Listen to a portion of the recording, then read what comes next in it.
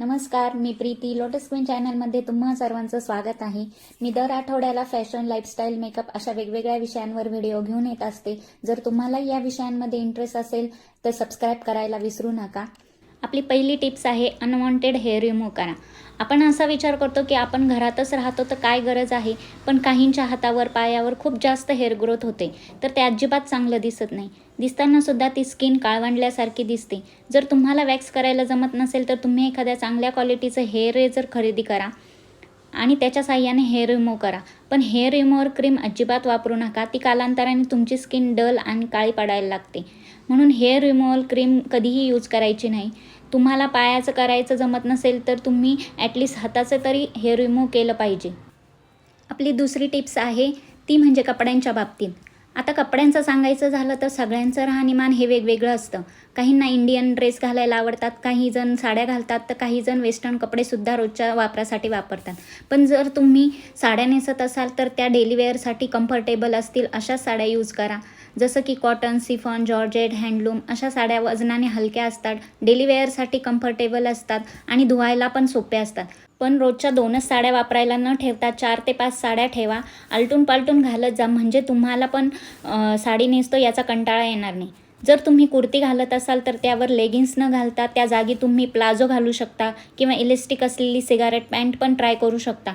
तुम्हाला यात कम्फर्टेबल वाटेलच, पण तुमचा लुक पण स्टायलिश दिसेल. जर तुम्ही गाऊन वापरत असाल तर ते लो क्वालिटीचे वापरू नका, कारण त्यांचा 2-3 महिन्यामध्येच कलर उडतो आणि ते खूप खराब दिसायला लागतात. त्यामुळे चांगल्या क्वालिटीचे आणि स्टायलिश असेच गाऊन वापरा. त्याची किंमत जरी जास्त असली तरी ते जास्त काळ टिकतात आणि दिसायलाही स्टायलिश दिसतात. डेली वेअरला जे कपडे निवडतो त्याचे कलर हे नेहमी ब्राईट, कलरफुल आणि फ्रेश असेच निवडा, कारण आपण घरात जास्त मेकअप करत नाही आणि कपडेसुद्धा डल असतील तर आपल्यालासुद्धा डलच फील होईल. आपली तिसरी टिप्स आहे टिकली. टिकली निवडताना तुम्ही नेहमी तुमच्या चेहऱ्याच्या आकाराप्रमाणेच ती निवडावी. जास्त मोठी अशी टिकली निवडू नये, त्यामुळे तुमचा चेहरा हा जास्त वयस्कर, मॅच्युअर दिसायला लागतो. म्हणूनच नाजूक अशीच टिकली तुम्ही डेली यूजसाठी वापरा.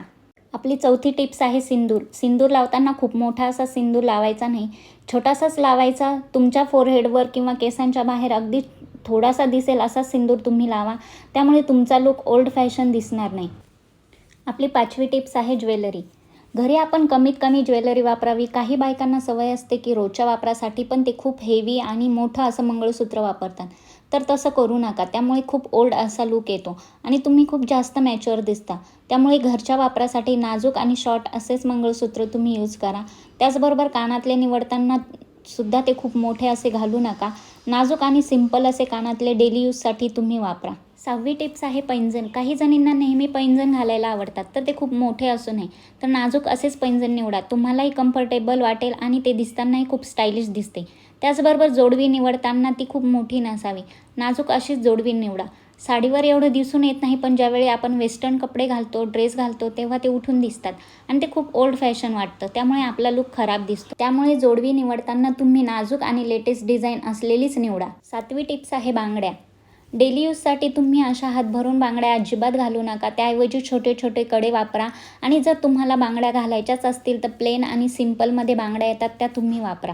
8वी टिप्स आहे हेअरस्टाईल. बऱ्याच बायकांना सवय असते त्या मिडल पार्टिशनमध्ये म्हणजेच मधून भांग पाडतात, पण तसं करू नका. त्यामुळे चेहरा खूप जास्त मॅच्युअर दिसतो आणि तुमचं वय पण खूप जास्त दिसायला लागते. ज्यांचा नाजूक चेहरा आहे त्यांना एकवेळेस मिडल पार्टिशन चांगलंही दिसतं, पण ज्यांचा चेहरा रुंद आहे त्यांना अशी हेअरस्टाईल अजिबात चांगली दिसत नाही. म्हणूनच तुम्ही हाय पोनीटेल, मेसी बन किंवा मग वरती आंबाडा घालू शकता. अशा हेअरस्टाईल घरच्यासाठी खूप छान वाटतात. रोज एकच हेअरस्टाईल न करता आठवड्यातून 2-3 वेळा वेगवेगळ्या हेअरस्टाईल करून बघा. त्यामुळे तुमचा लुक चेंज होईल आणि तुम्हालाही छान वाटेल. केसांना नियमितपणे तेलाने मसाज करत चला. केस धुण्याच्या अगोदर तेलाने मसाज करा आणि मग नंतर हेअर वॉश करा. 3 ते 4 महिन्यातून 1 ते 1.5 इंच केस तुम्ही कट केले पाहिजे. त्यामुळे तुमच्या केसांना जे फाटे फुटलेले असतात ते निघून जातात आणि केस वाढण्यास मदत होते. आपली 9वी टिप्स आहे स्किन केअर. दिवसातून 2दा तरी तुम्ही फेसवॉशने स्वच्छ चेहरा धुवून मग मॉइश्चरायझर लावलं पाहिजे. स्किन केअरमध्ये तुम्ही एवढं जरी केलं तरी तुमचा चेहरा क्लीन अँड क्लिअर, फ्रेश राहण्यासाठी मदत होते. त्याचबरोबर तुम्हाला अप्पर लिप्स हेअर खूप असतील तर तेही तुम्ही वेळोवेळी रिमूव्ह करत जा. आपली 10वी टिप्स आहे आयब्रो. तुम्ही रेग्युलर आयब्रो करत जा. आयब्रो केल्यामुळे आपला चेहरा हा आखीव आणि यंग दिसायला मदत होते. 11वी टिप्स आहे इस्त्री. आपण नेहमी घरच्या कपड्यांना पण नेहमी इस्त्री केली पाहिजे. रोजच्या वापरामुळे कपड्यांना घड्या पडतात किंवा साड्या खालून गोळा होतात, ते घातल्यानंतर अजिबात चांगलं दिसत नाही. म्हणून 2 ते 3 आठवड्यातून तुम्ही घरच्या कपड्यांना इस्त्री करत चला. आपली 12वी टिप्स आहे मेकअप. आपण घरात जास्त मेकअप करत नाही, पण बेसिक मेकअप हा केलाच पाहिजे. आवडत असेल तर डोळ्यांना थोडंसं काजळ लावा, ओठांना लिप बाम किंवा लिप टिंट लावा. कारण जेव्हा आपण समोरच्या व्यक्तीशी बोलतो तेव्हा त्या व्यक्तीचं लक्ष डोळ्यांवर आणि ओठांवरच आधी जाते. जर ओठ फाटलेले असतील तर ड्राय झालेले असतील तर ते खूप खराब दिसतात आणि समोरच्या व्यक्तीवर इम्प्रेशनही खूप खराब पडतं. 13वी टिप्स आहे विकली स्किन केअर. जसं आपण डेली स्किन केअर करतो तसं आपण विकली स्किन केअर करणं खूप गरजेचं आहे. आठवड्यातून एकदा तरी चेहऱ्याला आणि बॉडीला स्क्रबिंग करणं खूप गरजेचं आहे. त्यामुळे तुमची डेड स्किन आणि टॅनिंग निघून जाते. आपण चेहऱ्याची काळजी तर घेतो पण बॉडीकडे दुर्लक्ष करतो. त्यामुळे टॅनिंग वाढत जाते. त्यासाठी तुम्हाला अजिबात महागडे स्क्रब वापरण्याची गरज नाही. त्यासाठी तुम्ही घरच्या घरी स्क्रब बनवून ठेवू शकता आणि ते वापरू शकता.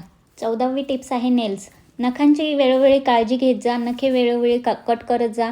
कधी कधी नखांच्या बाजूला घाण तशीच साचून राहते, म्हणून ते वेळेवर साफ करत जा.